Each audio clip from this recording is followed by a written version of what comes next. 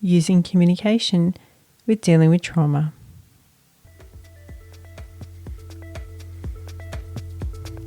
Hi, I'm Bec from Be Free Emotional Fitness Training, and I support women and girls to become emotionally stronger. And I'm Vern from Move Forward Mentoring, and I specialise in male mentoring, helping boys and men find their passion, speak from their heart, and build better relationships. And together we are Rekindling Relationships. We work with couples through mentoring sessions as well as facilitating communication and creative workshops to build deeper connections. Welcome to our podcast, designed to help you strengthen and bring more fun into your partnership, as well as create a more loving, healthy and strong connection. Hi everyone. Hey everyone. So today we're talking about quite a heavy subject, aren't we? Yeah, it's dealing with trauma. And the conversations we have when we've got to deal with past trauma or present trauma, and how do we do that in our relationship? Yeah, how do we do that as a couple and remain strong and support each other? So maybe let's start with past traumas. Do you want to talk about that? It could be childhood abuse of some form. Could be sexual abuse. It could be neglect. It could be that you had violence. You saw a lot of violence. Could be a lot of physical health problems. Yep, mental health. Could have lost someone close to you in your relationship, or your parents or your children in the past. Yeah, and quite likely if you haven't had the opportunity to deal with these things as a kid or as a teenager or as a young adult, they'll manifest or themselves. Even as an adult, yeah. Yeah, manifest themselves in the relationship and you'll get triggered by things. It's hard to actually recognise why you're being triggered by things, but I guess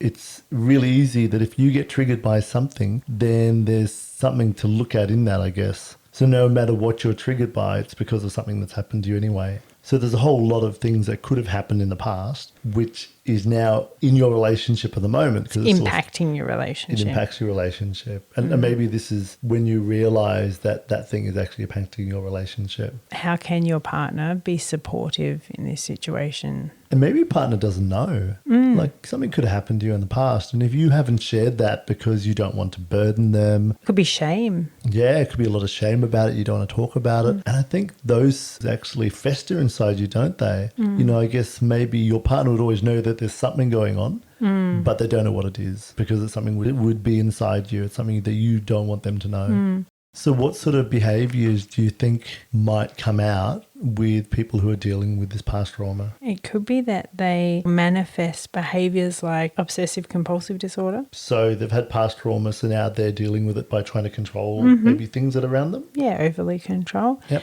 They might experience depression, anxiety, flashbacks, panic attacks.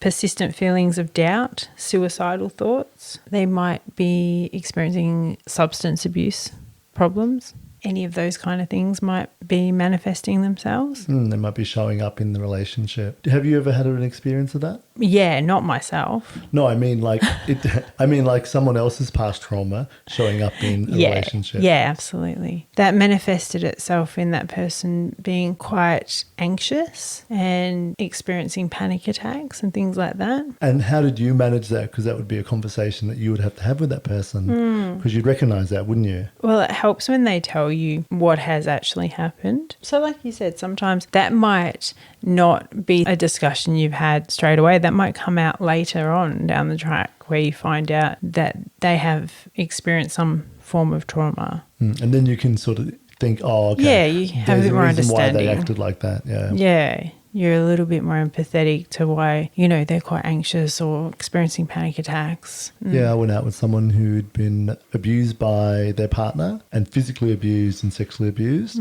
So the way in the relationship they were quite anxious as well, especially around intimacy. And sometimes it was really hard to be in that space because for me, the sense of, am I creating this drama? Am I creating these problems? Without realising until later on when I was told, this actually happened way back. Yeah, this happened 15 years ago. And sometimes, obviously, it's easier to handle or not, depending on if the person is projecting it at you. So if they're like, actually, this is just some past stuff and I've got PTSD, it's not you, but, this makes me feel a little anxious, then you don't tend to take it on. It doesn't, as much as you feel sorry for them and empathy, you don't tend to feel like you're causing the problem. If they haven't probably dealt with it and they're getting triggered, then that's a little bit harder when they're not so aware. Yeah, and so I guess it's really important that if you do have a past trauma, or you do have something that's happened in the past that you still think about, that still comes into your daily life, and your partner doesn't know about it, this is a conversation, communicating, hey, this thing happened.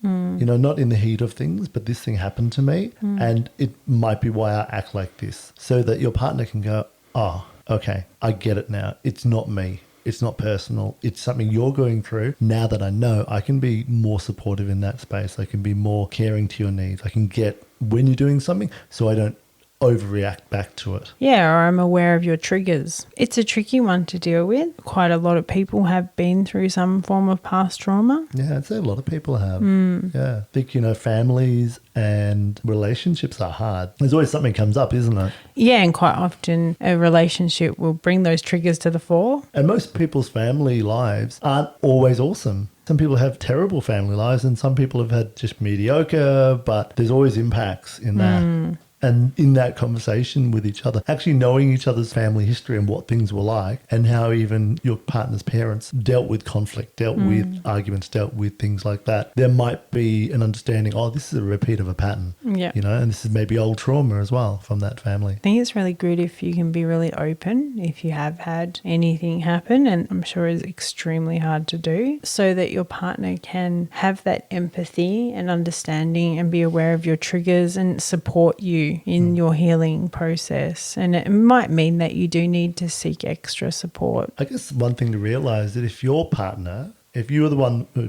had past trauma, and maybe your partner has as well, and your partner turns around to you and says, hey, this has happened, I love you and I want you to know this about me and I want support in this, you would jump in there and you'd want to. That realization that you would do that for your partner, they would do that for you as well. While there might be shame in it, that shame held is so much easier than shame contained in yourself. Yeah, put yourself in the other person's shoes, isn't it? What other things come up for trauma? Because I mean, we've talked about past trauma.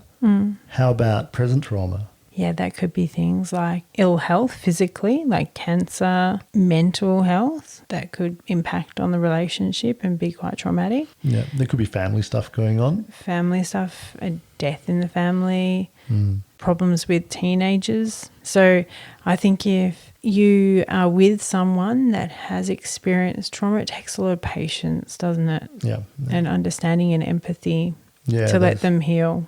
Being supportive all the time, isn't it? And being really able to maybe put your triggers aside. It's like, okay, so I know that they've gone through this thing and they're going to react a certain way. How do I hold that?